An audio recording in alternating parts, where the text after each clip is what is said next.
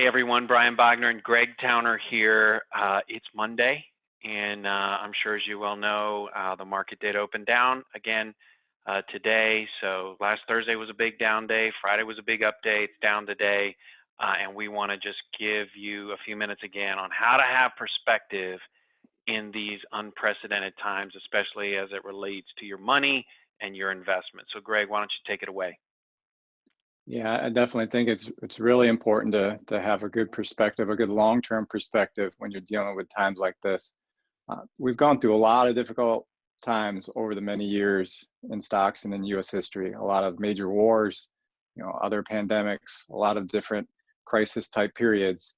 And of course, as we know from this chart, we've always come back from them. They felt horrible at the time. They felt like they might go on forever. But in hindsight, as you look at them, many of those periods and those gray columns are recessionary periods. They're pretty small in comparison to the other periods.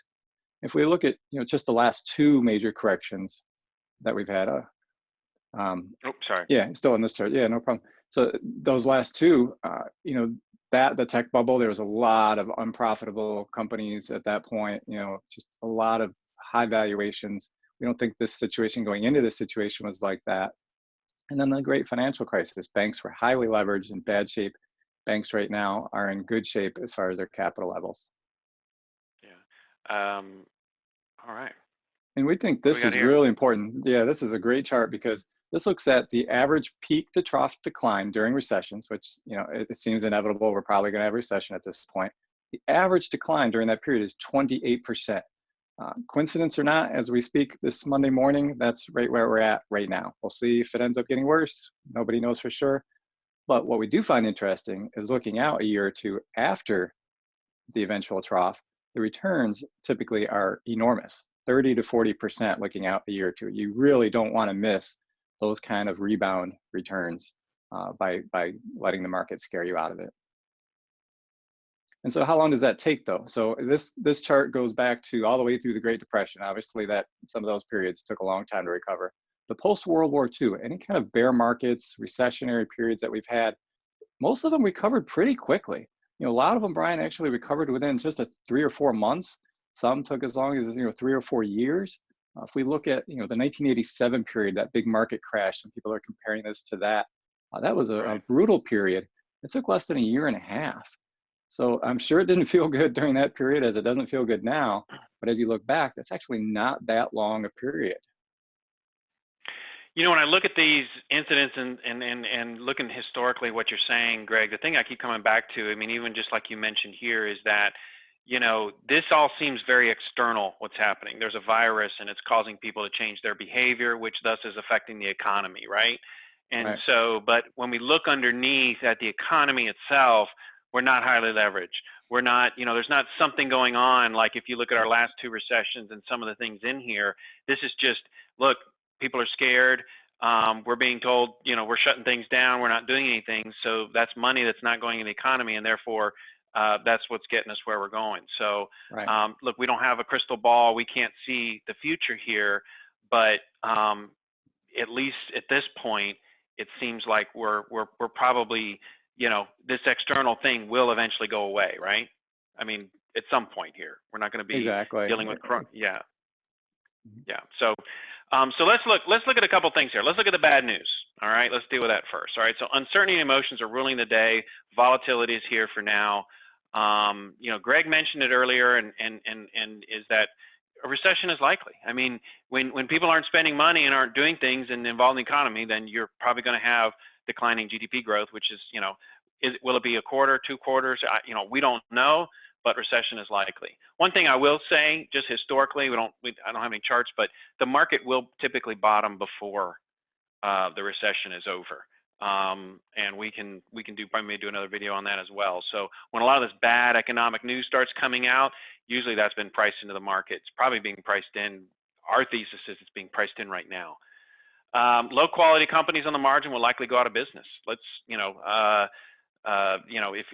If you're highly, there are some companies out there that, maybe retail oriented or what, and they're paying high real estate costs and things like that, and they don't have the reserves to get through this time, they probably will go out of business.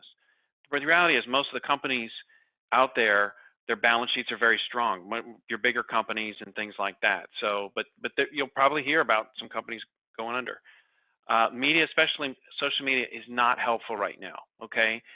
If you want to feel bad and feed into your fear and feed into some emotions, then get on your social media feed. I guarantee you, if there's one guarantee you will get out of this call, is that you probably will feel worse on your social media feed than if you'd not gone on it. So not being helpful right now, because the truth is, most people, we just don't know. It's uncertainty. The good news, okay, don't fight the Fed. Central banks are easing. The Fed just yesterday cut short-term rates to 0. I mean, central banks around the world are doing everything that they can. Quantitative easing is coming back now. Long-term rates are at historic lows. Money is cheap. Fuel is cheap. I did the math the other day. I think from 6 months ago, we're almost down almost $1 a gallon. At least here in South Carolina, we are. So if you own 2 SUVs, right, which most people do here, you know, it's about a 20-gallon tank. If you fill it up once a week, I mean, that's $2,000 of savings if fuel prices stay down here that you didn't have before in your pocket. Stimulus packages are likely to get passed. And look, this is, you know, we're looking this as an opportunity to invest at lower prices. We don't know where the bottom is, but this is an opportunity, and we are following our investment system, the QRLT system. Okay, high quality for Q, rules based for R, liquid and low cost for L, and tax sensitive for T. So we are definitely looking to take advantage of this. So in summary, unprecedented times, no one really knows. Please, just as Greg was saying earlier, let's keep a longer term outlook on this and not get caught up into the day-to-day and the minute by minute. There's a long history of markets recovering from situations just like this. That's what history tells us happens. And one thing I will say, if you are mature in age, the one thing we have seen statistically is please self-isolate, because statistically, the folks that are dying from this disease are more mature in age. And a lot of our clients are there. And so if you're listening to this, we would just ask you, please self-isolate. If you need help, if you're you know, whether running to the grocery store, need some help, things like that, please call us here at the office. We'll be happy to help you in any way that we can. So we're available. Call us, email us, and thanks so much for listening.